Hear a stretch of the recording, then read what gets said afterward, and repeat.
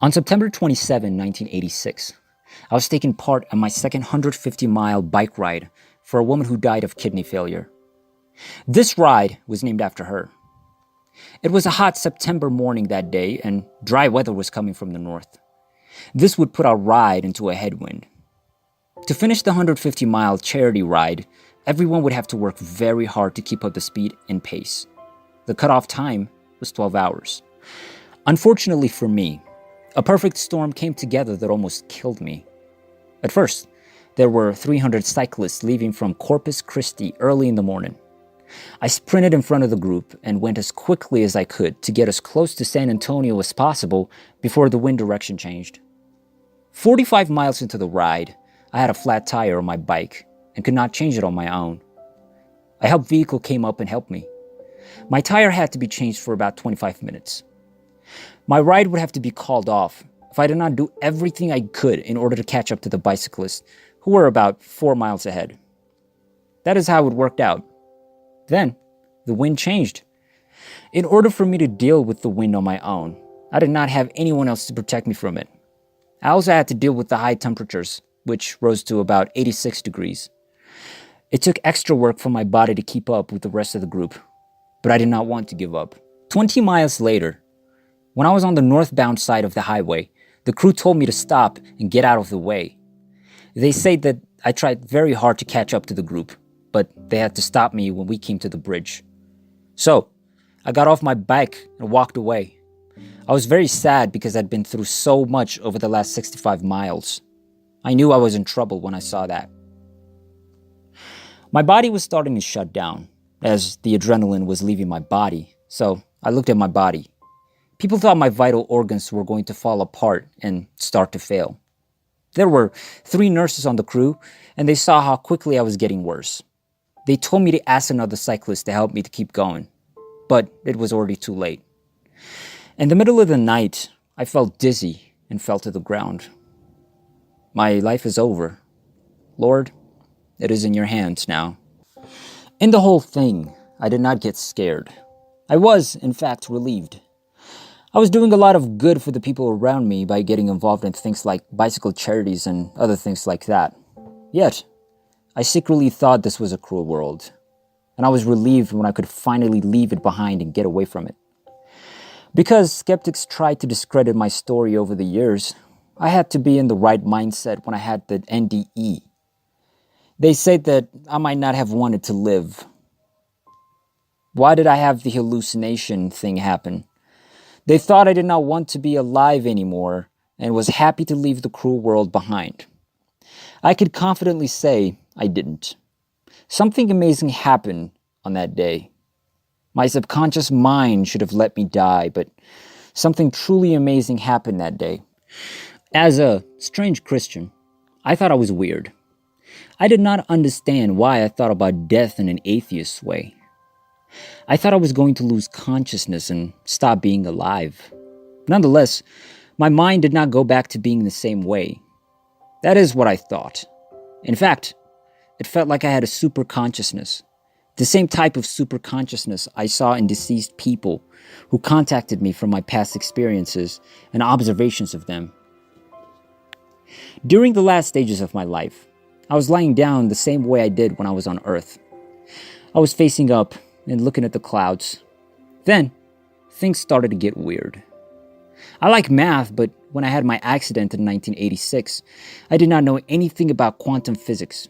Yet, it seemed like I had a weird quantum question when I went from living to dead and back again. First, I was inside my body, and then I was outside of it. It was almost as if it did not even exist at all. But it did. A tunnel or bright light would not have been visible to me because I was temporarily blinded by my dying process. This is why I couldn't see what I was going through. I think that for normal people, this kind of experience would be scary. But for me, it was so weird that I loved every second of it. Strange and weird things were happening to me, but I was in a state of bliss as I looked at all the different things happening around me and wondered what would happen next. I was never afraid that I might blink out of existence. I was too excited to see all the amazing things that were happening around me during my whole ordeal. In a split second, I found myself on a table, or raised floor in the middle of the universe. I was in a room that looked like it was made out of glass. The room felt like an entryway to a bigger area, even though I could not see it at the time. It made me wonder if this area could be the way to heaven. When I could not see or talk, I did not worry about it, because I thought my condition would be short term. In this beautiful and peaceful place, it took me a while to get used to it. I could only see them in my mind's eye. When they came to me, my superconscious mind knew they were there. Those who cared for me gently covered me in the pure, unconditional love and concern they had for me. As these non-human animals surrounded me, I felt like I was at home, with my family, and in love. I wish everyone could feel this kind of love in its purest form. They were gentle and loving, but I couldn't talk to them. I tried to tell them that I was fine and that I was not going to freak out because, by human standards, I'm a very strange and weird person. So, I have an open mind and nothing scares me. Then, without warning, the animals that were so kind to me started to leave me and bow down. When I saw it, it caught me off guard. I thought they might be in trouble. However, as my mind looked into what was going on, I saw that as they were bowing down, they had these beautiful smiles of respect and awe on their faces. There was a great royal figure who was coming towards them. To be able to see such perfection walking towards them made me so happy for my new spiritual friends and family. When I saw that this royal figure was not there to see them, I was shocked.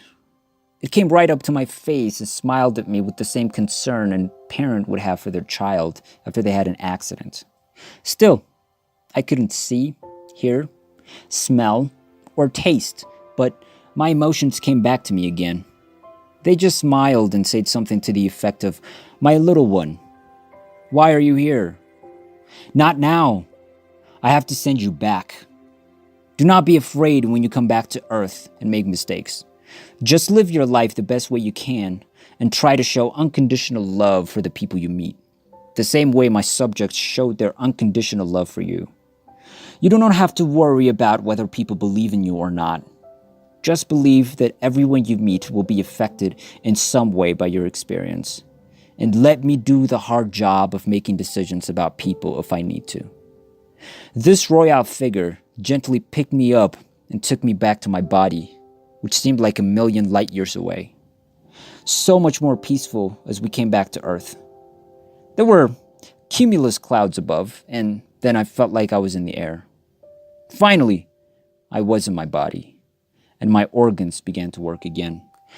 People who were working on me quickly to save my life say the first words I heard. "I cannot get his pulse. His heart is not beating. Oh wait, he's alive." A sound made it sound like she had a sigh of relief. There were a lot of tired and angry cyclists who threw my body on a trailer. There were times when I woke up and there were times when I didn't. I was shivering uncontrollably because of the cold wind. I did not want to die again because it was not my time. People on the trailer were crammed in next to me, so I tried to get a good night's sleep. Everybody told me I had to get on my bike because they thought I would be angry if I didn't. It was hard for me to compare the finish line everyone wanted me to reach to what I had already done. Wow, this is going to be a lot more difficult than I thought when I came back to this world. In the end, I went billions of light years away from my body. I do not know if it was in a tunnel or not because I was temporarily blind because of my ordeal. So I do not know.